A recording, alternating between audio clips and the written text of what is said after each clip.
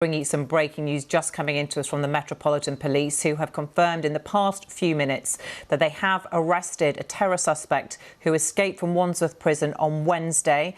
All the details we have from the Metropolitan Police are that he has been arrested just after 11 o'clock this morning. They did release a statement earlier on this morning saying that they believed he was in the West London Chiswick area.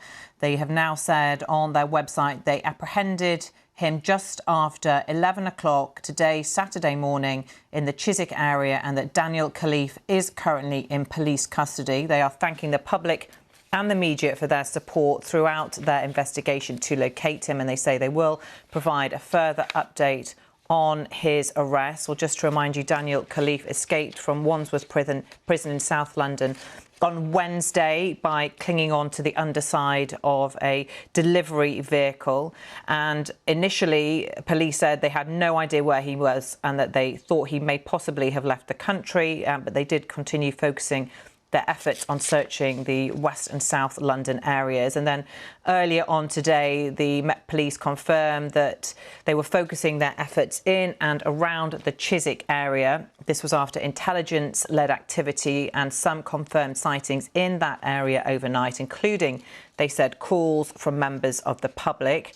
They said that police were continuing to comb that area today, carrying out intensive search activity.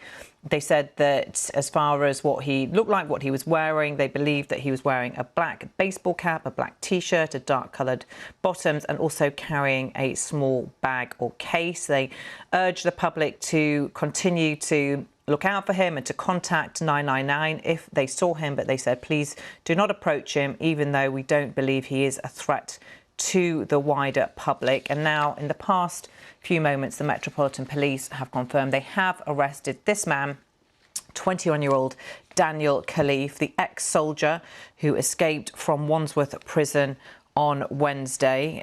He escaped clinging to the underside of a truck. He was working in the kitchen at the time, and this was a food delivery vehicle. Lots of questions being asked about how he managed to escape, a prison where he should have, of course, been secure, and many measures in place to make sure that prisoners can't escape.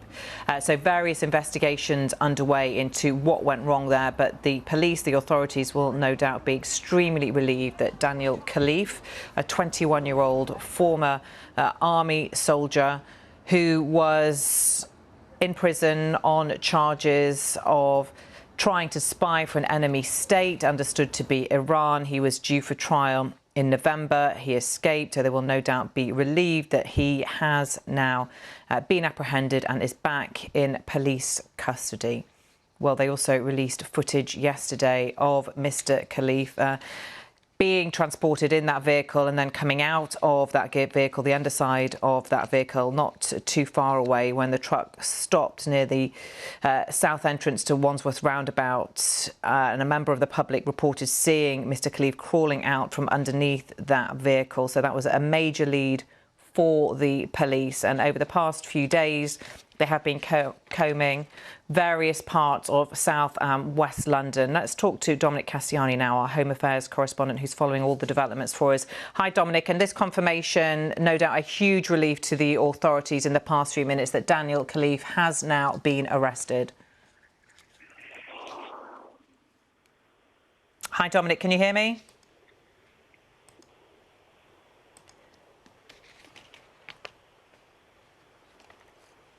Daniel, can you hear me? Sorry, Dominic, can you hear me? I think we're having problems with the line there. But just to reiterate, Daniel Khalife, a 21-year-old ex-soldier who was in prison, in Wandsworth prison, on remand, due to stand trial in November, accused of trying to spy for an enemy state, obtaining information likely to be useful to a person committing or preparing an act of terrorism and plotting a fake bomb hoax. He escaped Wandsworth prison on Wednesday.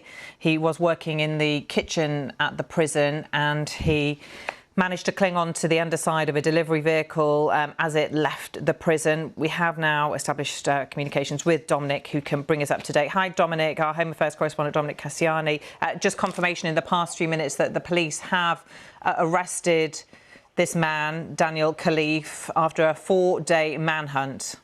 Absolutely. And to be honest, I think the champagne corks are metaphorically popping at Scotland Yard, because despite the fact that this guy has been on the run for, since the middle of the week, after this absolutely extraordinarily daring and quite sophisticated breakout from prison, a very rare thing to happen, they have managed to track him down very, very rapidly once it became clear that there were sightings, and they were able to use all of their assets, technology, and people on the ground to basically tighten the net over a series of hours, culminating into a very rapid movement of events this morning in Chiswick in southwest London. I mean, just to bring you up to speed, I've been speaking to a contact at Scotland Yard. The details are becoming aren't quite clear at the moment exactly what happened on the ground, but there were sightings of Daniel Khalife in the Chiswick area, and effectively they were able to flood the area, obviously with officers, and trying to effectively get as much information as possible. And of course, once you've got a sighting, you've then got an opportunity to pick out CCTV and live footage coming out of the traffic cameras across the capital. And I suspect a combination of these factors rapidly effectively focused their resources on a tighter and tighter area. We were aware of police activity in the area of Chiswick House and Gardens, which is a National Trust site. We don't know for sure whether that's where the arrest took place, but we now know he's in custody. I'm told, in relation to custody, he's currently with the police, so he hasn't been taken back to Wandsworth Prison or, to be frank, a more secure establishment, Category A establishment, such as Belmarsh in southeast London. What's going to happen next isn't quite clear. I suspect he will be taken into interview to try and clarify the circumstances of his arrest, because a key element for the counter-terrorism officers in this case now are not just that they've got the man they were looking for, but whether or not he actually had any help from anybody else, because obviously there is the wider question there about whether or not there's somebody out there who assisted in this breakout that they need to now track down and bring into custody as well. Dominic, this is a huge story because, as you say, prison breakouts are extremely rare in this country, and especially for somebody who's, on such serious charges. Just remind us who 21-year-old Daniel Khalife is, why he was in prison, and why this escape was so significant. Yeah, well, Daniel Khalife was effectively a remand prisoner at HMP Wandsworth. That means he'd been accused of crimes, and he was awaiting trial. That was due to take place in November. He'd already told the court that he was going to plead not guilty to the 3 charges he faced. Now, the first 2 of those charges are Terrorism Act charges. Well, effectively, one of them relates to effectively acquiring information about members of the armed services, which could be useful in preparing an act of terrorism. I know that sounds very, very serious, but in the whole scheme of terrorism legislation, it is a relatively minor offence to acquire information where it's not quite clear what the necessary alleged purpose of that would be. He pleaded not guilty to that, saying he hadn't committed any such offence. There was a second allegation that he had basically placed a hoax bomb in parts of the barracks where he was based, MOD Stafford. Again, he pleaded not guilty to that, denied that charge. After those charges were laid against him, this was in January of this year, he was subsequently charged under the Official Secrets Act of gathering information which could be useful to an enemy. And that's a much, much more serious charge under the Official Secrets Act, can lead up to, I think it's 14 years in prison. That was formally made against him in July. He's pleaded not guilty to that. Now, very little information about that is in the public domain, not least because these are what are called live proceedings. It's a live criminal case, and obviously Daniel Khalife is entitled to a fair trial and an opportunity to put his case before a jury. But we do understand that that allegation relates to Iran, although we're not quite sure about the circumstances. If this ultimately comes to trial, now he's back in custody, I'm sure the circumstances will be made clear during that prosecution when it takes place. But, of course, now he's in custody, there is the obvious question about whether or not he will be charged in relation to the breakout as well. That's something that officers are now going to have to consider over the coming days, along with the Crown Prosecution Service. I know it may sound an obvious thing to state, but they're still going to go through the process of assessing the evidence, drawing up the papers before any such charge like that can be formally made against him. But really significant victory this for counter-terrorism at Scotland Yard. They've got their man. They said they'd get their man. It's obviously taken days, but this stuff is complicated. 150 officers and staff involved, other assets around the country, to use the jargon.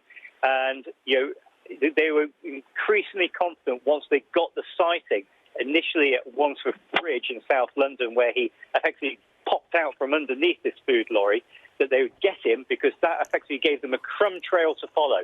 And that crumb trail is always so important in these situations. Once you've got that sighting, you can then start looking at, well, where did he go next? Let's look at the CCTV image. Let's do the door-to-door knocking. If the man is using some kind of payment card, let's look at financial transactions in the area. Those kind of things. And you build up that picture very, very rapidly. And, the one thing you can say about these kind of operations is they've got a lot of experience at Scotland Yard in trying to track down people very, very rapidly. And even if it takes days, they generally speaking, they tend to get there in the end.